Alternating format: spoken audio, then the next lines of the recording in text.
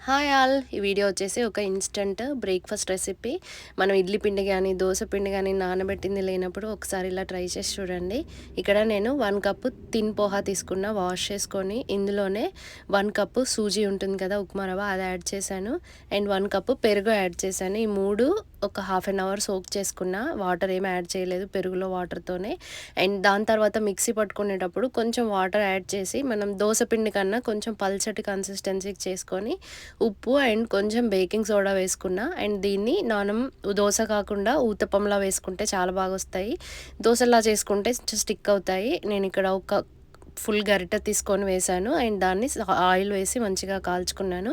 And దీనిపైన కొంచెం పచ్చిమిర్చి, ఉల్లిపాయ అవి కూడా వేసి కాల్చుకుంటే ఇంకా బాగుంటుంది. కిడ్స్ కోసం కాబట్టి నేను ప్లెయిన్ వేశాను. తర్వాత మా కోసం అయితే ఉల్లిపాయలు వేసుకొని చేశాను. ఎంత బాగున్నాయో, చాలా సాఫ్ట్గా వచ్చాయి. ఒక్కసారి ట్రై చేసి చూడండి. అండ్ ఈ వీడియో నచ్చితే లైక్ చేసి సబ్స్క్రైబ్ చేసుకోండి. Thank you so much for watching. Bye.